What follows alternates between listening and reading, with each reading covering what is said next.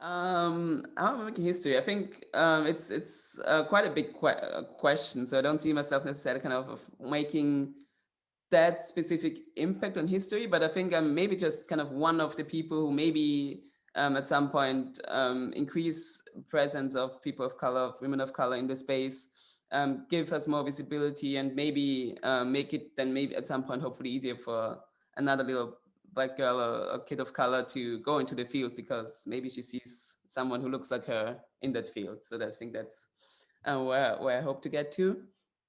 And besides that, yeah, quite excited about my current role, where I get to work on something that hopefully also serves the community, right? So what I realize is that there has been a lot of advance in data science and algorithms, but obviously kind of it's also very different by the people who work in it, right? And we are all affected by the outcomes of it. So I think the more that we kind of get into it, a part of how these things are developed and evolving, the more we also will benefit from it. So on my part, that will be then hopefully making the sort of hair care easier. And as we know that hair is not never just hair, right?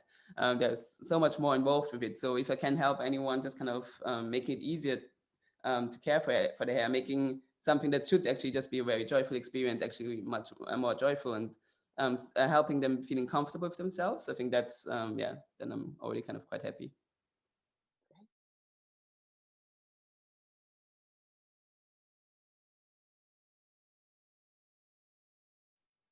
Hi, everybody. It's Deborah Carter here with Preparation Tech.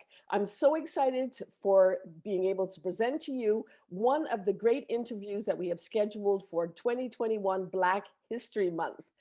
Today, we're talking with Soraya Hausl, who is a data scientist doing lots of interesting things. She's a specialist in machine learning. She's going to tell us what that is, and she's also going to talk about how she got there, what her journey has been. So welcome, Soraya. Please, let's start by you telling us what you do and how it relates to tech. Sure. Hi, welcome and thanks for having me. So, what am I doing? I'm a data scientist. What does it mean? So basically, yeah, I would say I'm in the intersection of programming and statistics. So kind of a bit in between. And data science more or less means, let's say, yeah, utilizing data to generate insights, build products, build data products, build algorithms that ultimately then drive technology or are part of the technology. So I think nowadays everyone is more or less in touch with data science, whether you're aware of it or not. But any sort of app, most of the apps that we use, right? So for example, think of Facebook, think of Instagram, think of Netflix, think of Uber. They all use a form of data science and also more specifically machine learning, which is also the field that I'm working in. Okay, so tell us a bit more about machine learning. I know from doing research about you that you specialize in the search rankings, in ratings, and in recommendations. How does that all fit into machine learning and data science? Sure. So basically, yeah, machine learning, depending on which definition you read, it's kind of maybe a subset of data science, or it's kind of an intersection. But basically, it means we use data, most of the time historical past data, to build models and make predictions about the future, right? And that can happen in various things, in various ways. So, for example, it could be predicting which items you're going to look at next at Netflix, right?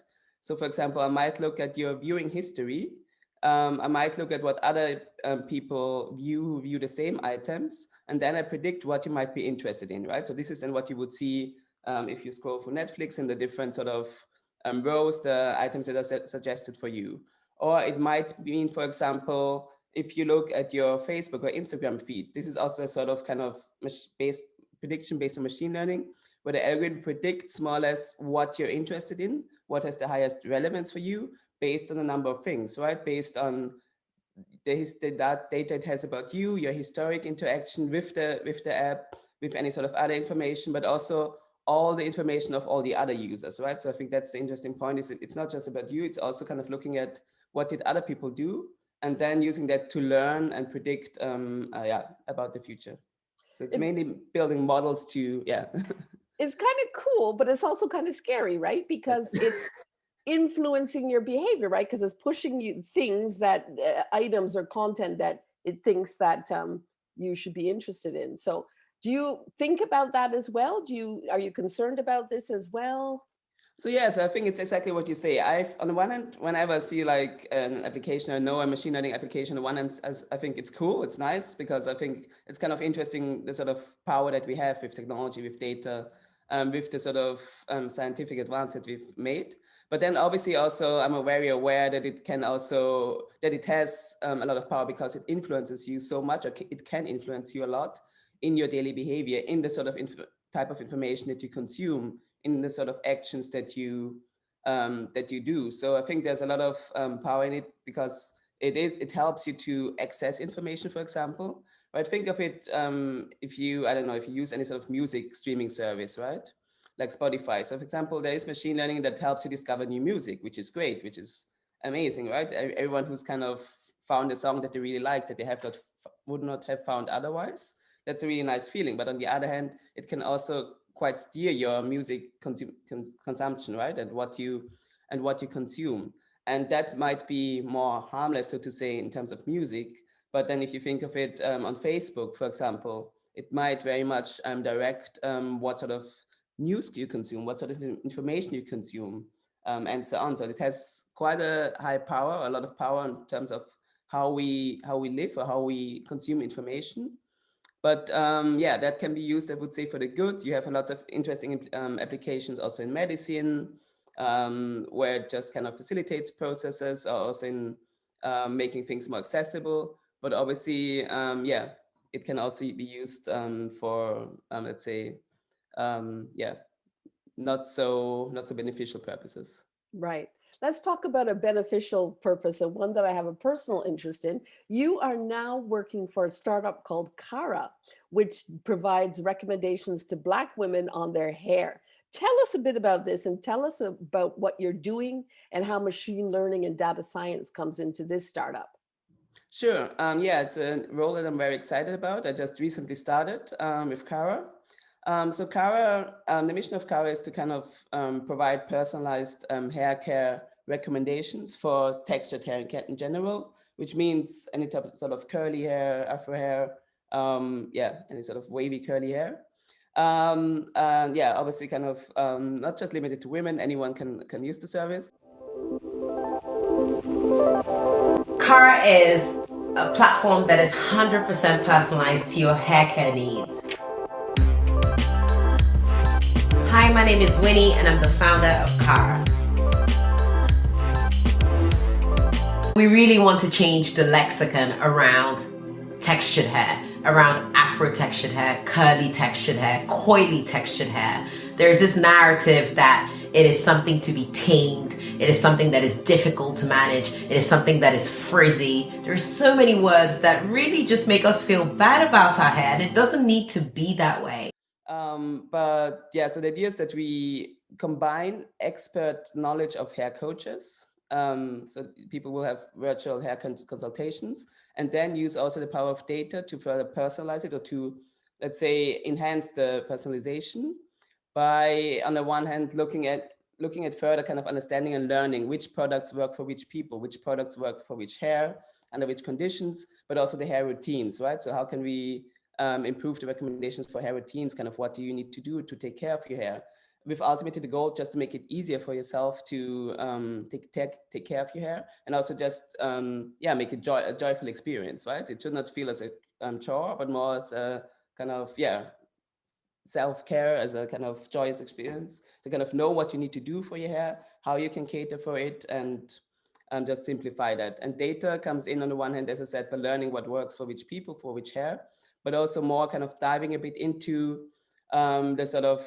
underlying science of hair care in terms of what is in the products, what sort of effect does certain ingredients have, and also kind of providing this knowledge a bit back to the consumer. I love it. So I'm definitely going to sign up for this. It's Great. been, for years, I processed my hair. I straightened my hair, I put curls in. And because of the COVID lockdown, I said, well, I'm going to go natural. And I'm very proud to say that this is my natural hair, gray included. And so for me, this sounds like a great service. I want to understand my curls and how I can enhance them. So, an amazing startup. Like, what do you do? Are you sitting behind a computer every day? Are you looking at huge data sets? Like, to give people a sense of what a data scientist actually does on a day-to-day basis. So yeah, I do spend a lot of time behind my computer, definitely. But I would say it's a bit of a combination of more things, right? So obviously nowadays everything has a bit changed in terms of work routines. But let's say if we go a bit back to pre-COVID time when I was working in offices directly, then it was also a combination of just talking to big people, talking to the business, so to say more the commercial functions, understanding the business. So basically, data science is all about problem solving, right? So in terms of solving a problem, you need to understand the problem, right? So a part of the job is also just kind of framing the problem, understanding the problem. And for that, you need to understand the domain. So it's, for example, what is it that I want to predict? What is it that I want to recommend?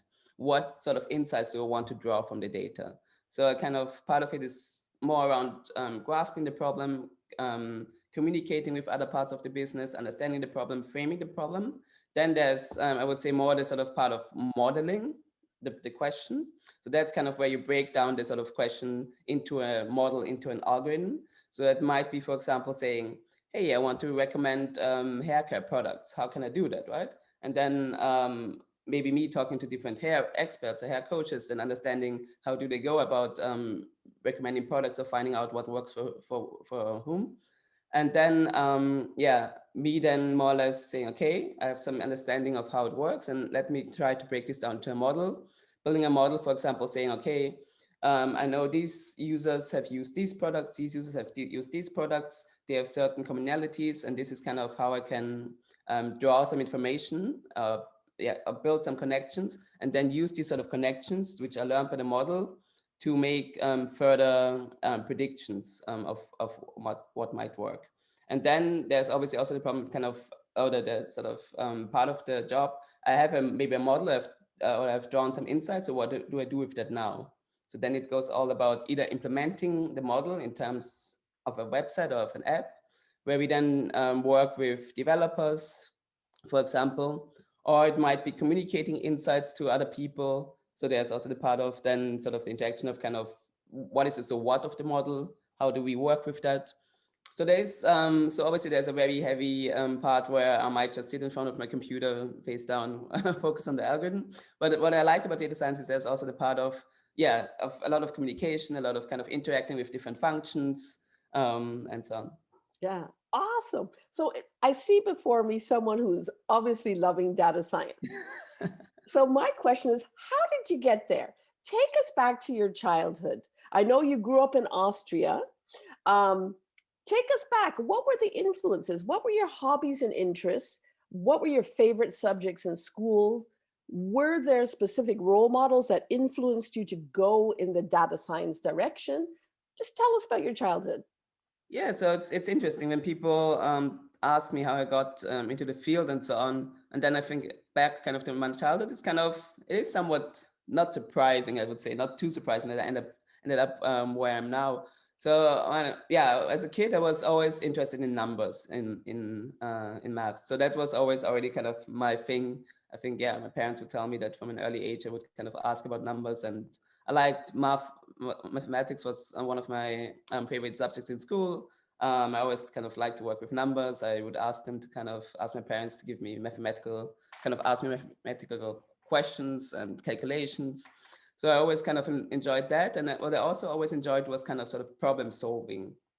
I think back then, obviously, it as a kid, it didn't come in the form of models, but more in the form of riddles or I don't know, detective stories, that sort of things, right? Kind of where it's always about kind of figuring out what's going on, also kind of building things. So I think the toys that I love to play with were usually kind of things like Lego or things like I think what's called Matador, like kind of other things where you build things. So I think I always enjoyed that.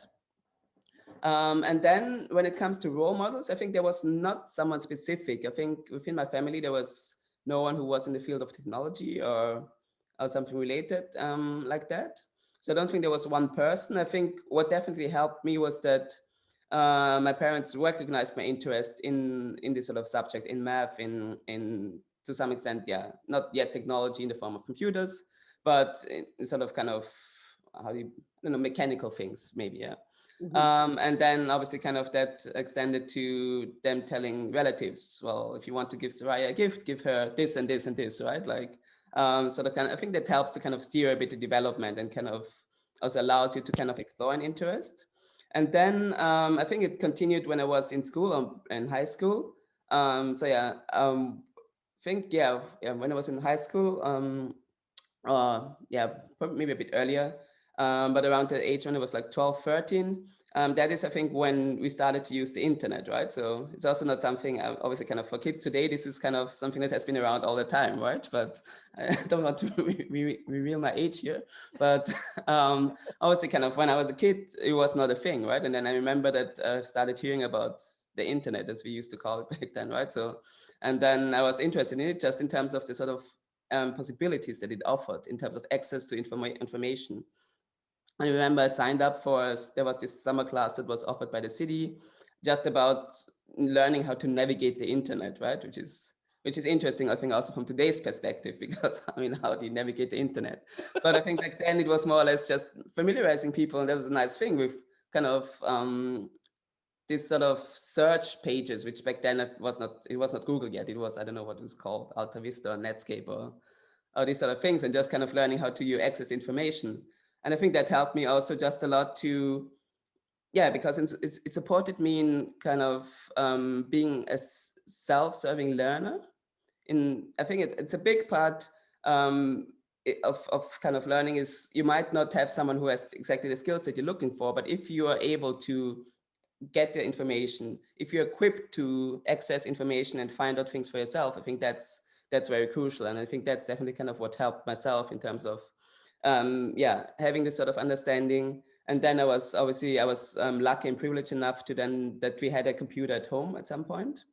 And then yeah, I think I spent a lot of time on the internet, just then started a bit with early stage programming in the form of building websites. I just kind of experimented a bit with these very nice websites with all the lightnings and flashing lights, all the good design stuff. Yeah, and then I think bit by bit I got more involved with it.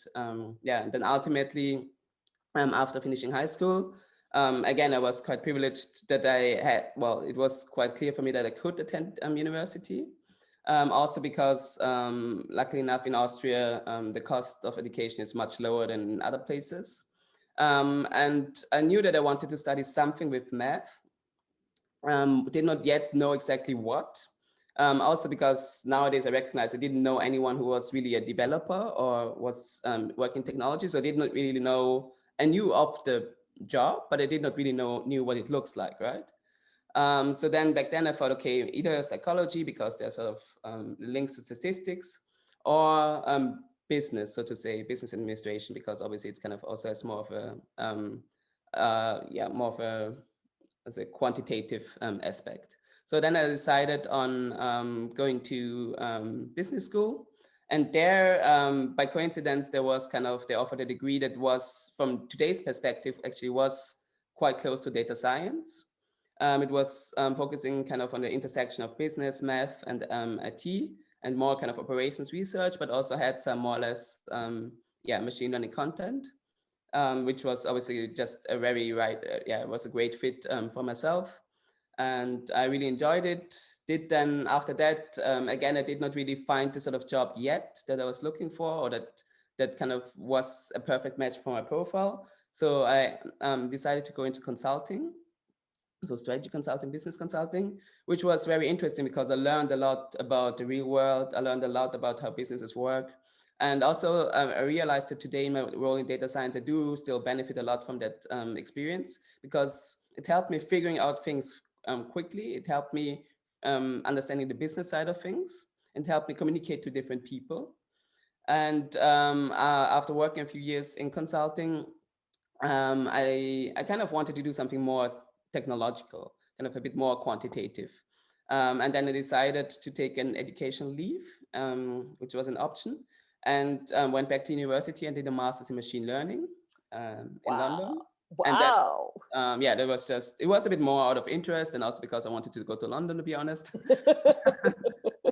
But that, yeah, I really enjoyed the degree. Yeah, I really enjoyed the subject. And by the time I was done with that degree, which was around 2013, yeah, I would say big data, data science just kind of kicked off in Europe. And it was then very, yeah, lots of interesting jobs came up. And yeah, I found then a job within data science and just really enjoyed it and enjoyed doing data science, machine learning.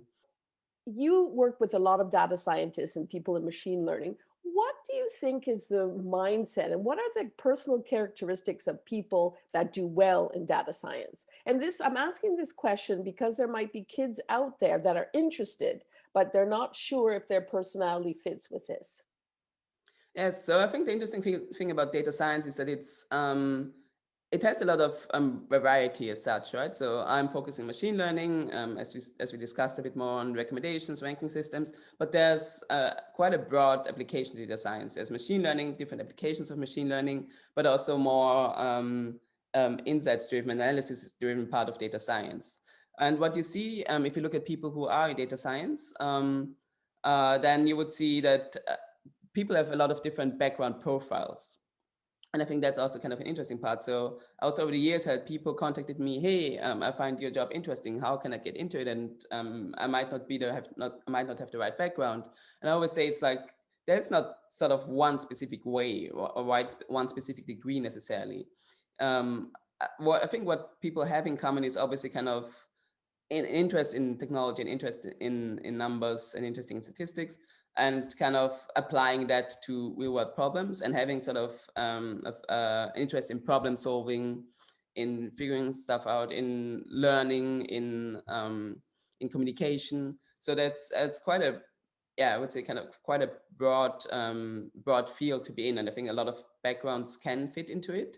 What you would see is that most people who are in the field, they come in through some sort of mostly quantitative degree, quantitative subject, but it can be computer science, it can be something else more in the natural sciences, can be psychology, or yeah, something else technical. So that's there's definitely some flexibility there. Oh, that's good to know because I always equate data science with more on the computational or on the quantitative side that you mentioned. But psychology, that's also a really interesting field, way to get into data science. Which I think is also, in the end, it is also a bit of a quantitative subject, right? Because obviously, kind of depending what specifically you do within that field, but people, yeah, might go into psychology wanting to kind of answer questions, figuring out problems, understanding people, right? And that can very nicely translate into data science in terms of understanding what's happening, understanding what's going on. Why people are behaving the way they are, for example. Exactly. Wow. Interesting. The fact that you're a woman of color, has that influenced you? Do you think you've had a different experience being a Black woman in data science? Does race come into this at all, and gender? Um, I would say yes and no. I would say yes because let's face it, it is who I am, right? Yeah. So it is part of my life, and I think it would be quite naive to say it hasn't affected who I am, because it's the world that we live in. Is that people see you in a certain way, people perceive you in a certain way. Also, what I definitely kind of recognized is that it is quite often the case then that you're the only, for example, it might be that you're the only woman. It might be is also very likely that you're the only woman of color, right? If it comes to data science, if it comes to quite often even computer science classes of things like that, right? So that's definitely something to prepare yourself for, that you might just kind of yeah, stand out, that you kind of it might be difficult to sort of find this sort of representation or community in your immediate surroundings. And that definitely is something that, yeah, that I had to deal with. To some extent, I'm used to that by now, so it's nothing new, nothing too surprising. But obviously, it can be difficult. And I think what's something that I've also always struggled with, which I think is a bit connected to that, is then obviously something like the imposter syndrome, what, which is the sort of question: do you belong here? Kind of, are you as good as everyone else? And so on. Just because I think this is directly also connected to representation and not necessarily seeing yourself in your immediate environment. What I have found is that nowadays, luckily, you also have different communities, or you have communities that you can access.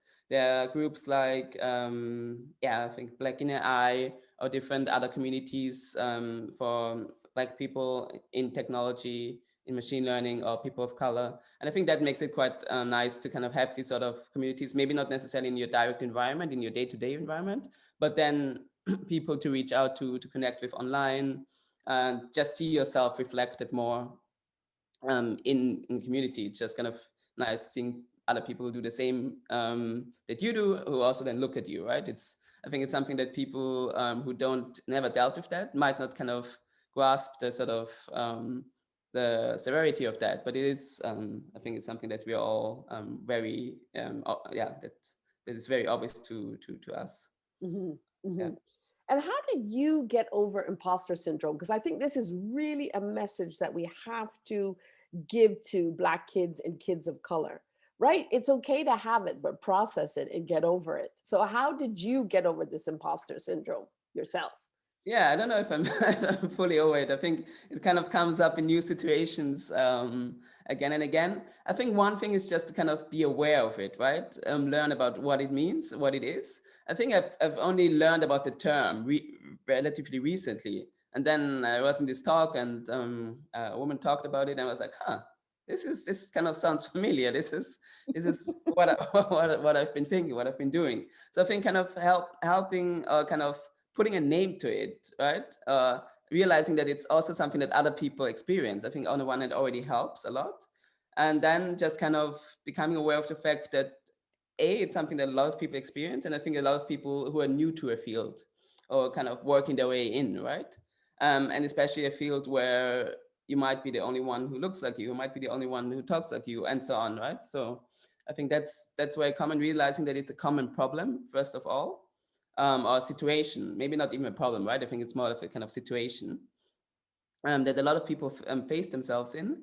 And then next step, realizing that first of all, wherever you are, you're meant to be there, right? You have the right to be there, right? So I think that's very important to recognize. It's not, um, yeah, you don't get this for free. You've worked your way there, right? I think just reminding yourself of that, Yeah. that you belong there, and then just trying to work at it bit by bit, right? I think what I helped me was kind of laying out a bit of goals or achievements that I want to do. So, for example, a new job, trying to kind of find these sort of things where you can say, okay, I did this, I can tick this off, I've showed what I can do, just kind of finding that. And what also helped me a lot was talking to other people, other data scientists. As I kind of started in the field, I had more and more people reaching out to me, asking questions of how they can get into the field. I always enjoyed kind of a bit of mentoring, and that always kind of helped me. Mentoring has been very beneficial to me because it allowed me to help other people, but also through that sort of talking to other people, you also realize a bit your own capabilities, right? And I think that's a very beautiful thing. It's just kind of, this sort of mutual beneficial effect of mentoring and just speaking to other people. So I think, as I said, just be aware of it, realize that your own worth, and also just talk to other people. And you realize a lot of other people have the same feelings.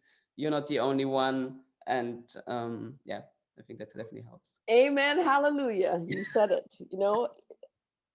So many people that I talk to, that I interview for Preparation Tech, and they can be really senior people or people that are still studying. That imposter syndrome is there. So it's great that you say recognize it, get used to it, because it's going to stay with you, right? But it's just about controlling it and having a voice that overcomes it in your head.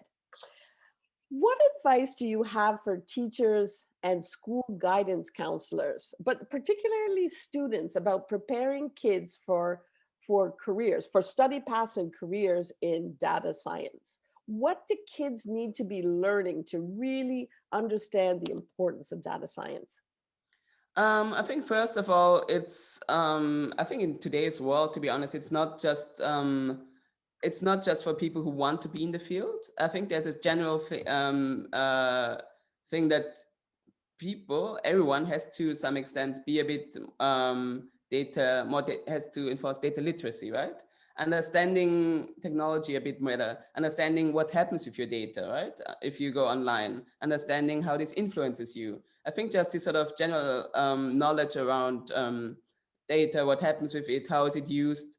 This is something that I think teachers, especially parents, should help students understand, and also should obviously kind of something where they should educate themselves specifically, just because, as we discussed in the beginning, it influences you in so many aspects of your life, in the way you consume information, in the way that society to some extent treats you, in the way that a lot of algorithms are powered by data science that might affect you in your day-to-day life, right?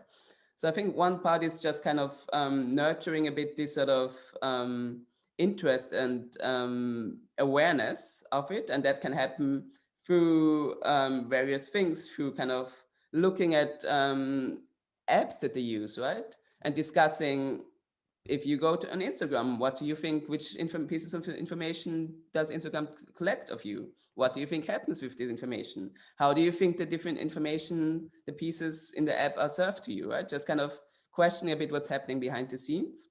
And then in terms of people or students who want to get into the field, I think it's giving them access to information and helping them to self-serve the learning, right? So I think that's quite crucial, because first of all, it's a field that constantly evolves. So there will always be a part where you always have to kind of learn and continue learning.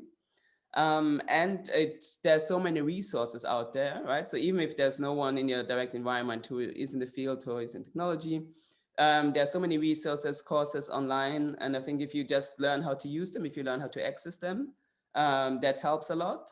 And then also definitely just reach out to people. So I think exactly also what you're doing is just kind of making a bit more accessible, right? So I think with any sort of role, right? So if you know someone who does it, if you know someone who has the job, or if you've seen someone directly, then it just becomes so much more accessible, right? And I think that's an option. And I think today you can also just reach out to people on the internet, asking them maybe to come to speak to your students, to your class, or show them interviews of people online, reach out to various communities, right? So I think there's quite a lot of communities for people who want to be in tech,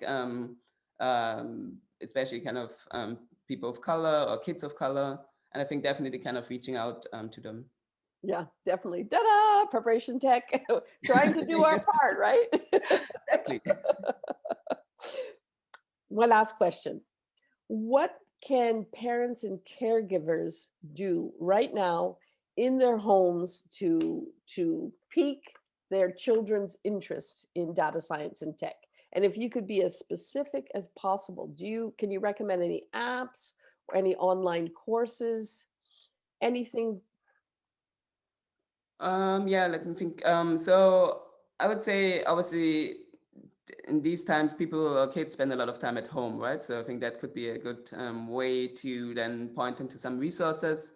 So yeah, there's definitely online resources, or I think so. Yeah, websites like for kids who are a bit older, Code Academy, where they can work on programming projects. I think code.org also serves younger kids, where they can kind of play a bit with with code, with apps, and so on. And also for younger kids, it might just be kind of riddles, right? So kind of mathematical riddles, these sort of problem solving tasks, or getting them some sort of toys. And I think even that can be very powerful to spark their interest. Because it starts the whole idea of data and numbers and stuff like this. Great. I wanted to also add, I know of an organization which was organized by a Stanford professor, and they feel so strongly that math needs to change, the way math is being taught. So they're teaching data science. They would like to almost replace or at least put data science on the level of math, and it's called U Cubed. And I know that they have a lot of free resources as well. So that might be something else for parents and even teachers to look at. True. Yeah, I Soraya, think especially if we talk about educational lessons at school, I think making it just very practical, right? Like there's lot of math problems that you can make a bit more yeah, applicable to today's life, right? absolutely, absolutely. Because sometimes it gets so abstract and theoretical, you think like, why am I even learning this? So yeah. Soraya, thank you so much. This has been an awesome interview. Love that you explained data science, machine learning, and gave kids an idea of really what you do and the power of it. I mean, black hair, you know, hair, curly hair, love it. So thank you very much, and look forward to actually having a consultation session with Cara. We are launching end of January, so yeah, definitely. So thank you so much. Cool. Thank you.